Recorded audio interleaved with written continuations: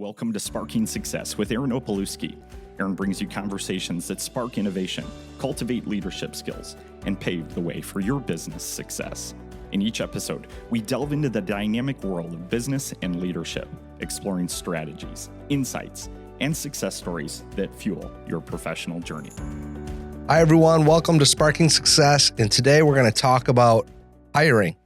And specifically with hiring, that hiring from the big logo, the big company, is not always maybe the right hire for you. It can be. That can be a great addition to bring someone on your team that's worked for a larger entity, but it can also be a big mistake. And it's one that I definitely made like early on in, as our business was growing.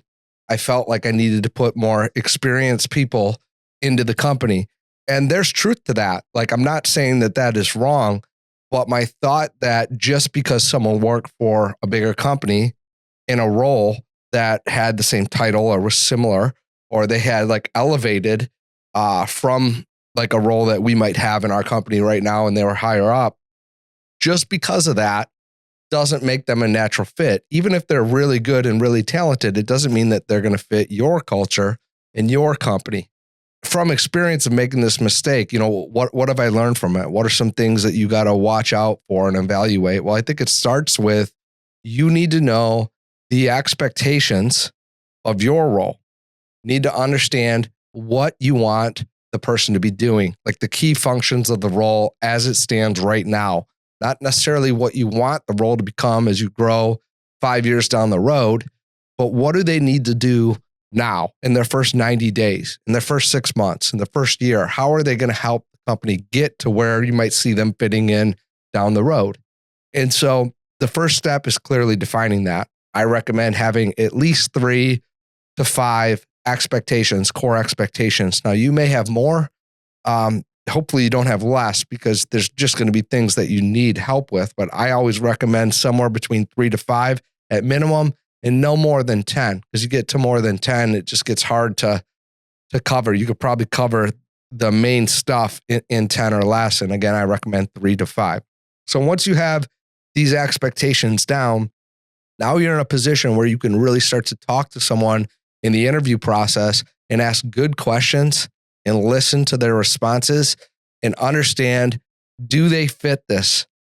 Not do I like their resume, not do I like them, not am I impressed by their acumen or their skill set, how they talk, projects that they talk about, but do they actually have the ability to do the functions of the expectations that I'm looking at right now? So the next thing to evaluate with that, once you're in this frame of mind during this process, is going to be, okay, maybe they do have that experience, but when? Is that something that they're doing right now? Or is it something that they did years ago? Are they comfortable going back? Could they go back? Can they physically still do that role that way? Can they perform the same way that they did back when they did whatever those functions were? Are they mentally prepared for that? A lot of people that move on in their career just mentally can't consider or get grips with kind of going backwards in some of the functions that they're going to do. And so these are some of the roadblocks that you could run into with hiring someone from a big logo when it comes to their individual characteristics, skill set, what they want to do, their current needs, in their life. So you got to make sure that you evaluate this. If you avoid this, you're going to run into trouble. But if you have your expectations down, if you listen and ask good questions, and then if you evaluate, are things they're doing, things that I need them to do, and they haven't done them in a while, are they mentally prepared? And are they physically able to, or physically willing to do the things that are required? If they're not, they might be a great person. They might even fit at another time in the organization, which we'll come back to, but it might not be right now. And if they're not willing to do those things, I think you have your answer. And this can be tough because a lot of times we can get intoxicated with bringing someone on who we feel is like going to help take some pressure off us, bring some additional acumen to the team. And again, those are good things, but not if they can't complete the functions of the role as you see fit. And it leads to a situation where people are upset, underperformance.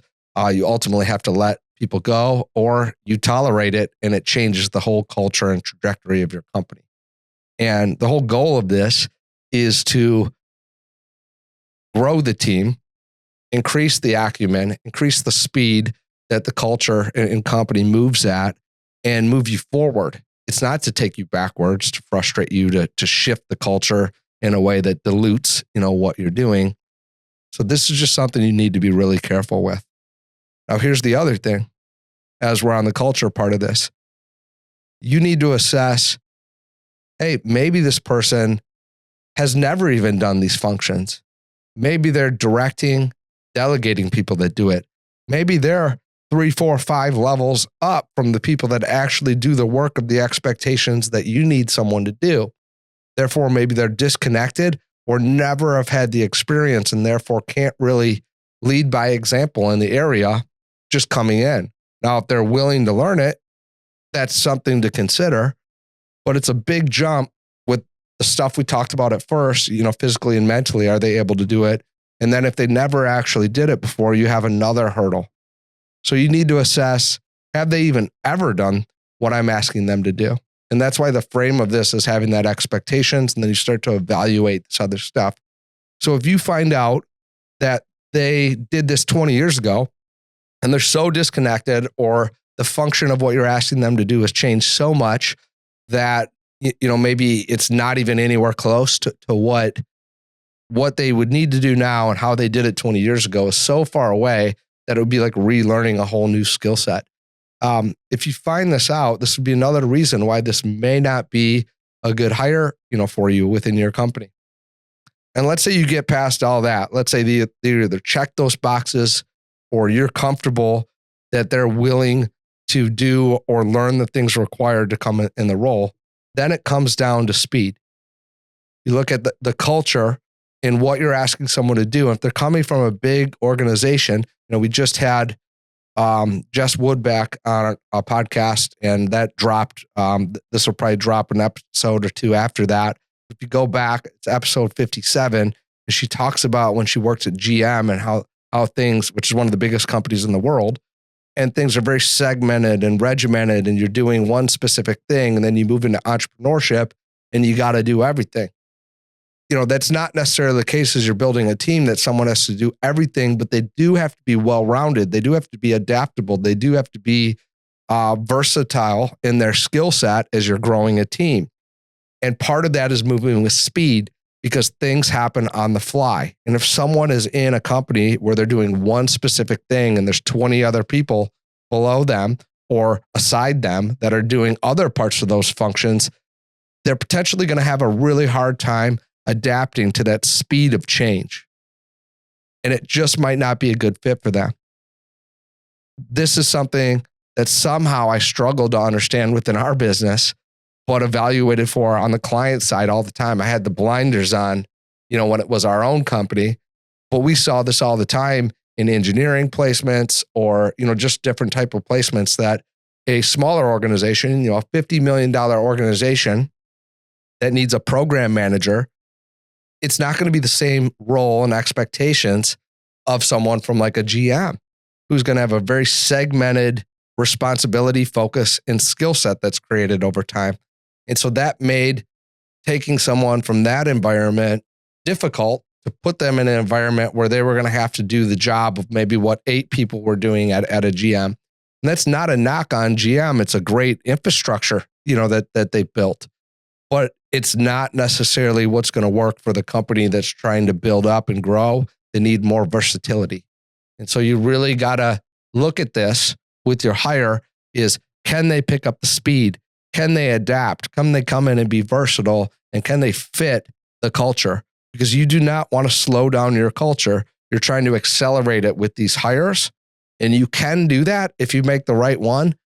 But this is an episode for you to save as you're making these types of decisions, as you're interviewing these types of people, because you need to deploy the stuff that we talked about into your set of questioning, into your line of thinking, and ultimately into your decision-making before you make this hire. I hope this helps you. I know it will if you're going to make those hires. And I know that it's information that if I had, 10, 11 years ago and would have listened to, it would have saved me a lot of time, money, stress, and ultimately we'd be farther along. But sometimes you got to learn from your mistakes. You can also learn from podcasts such as this. Thank you and have a great day. We ask that you like, share, and subscribe. We'd really appreciate that. If you could just share it with one other person, if you could leave us a review on Apple Podcasts, YouTube, wherever you may be watching, we would appreciate that. Thank you and have a great day.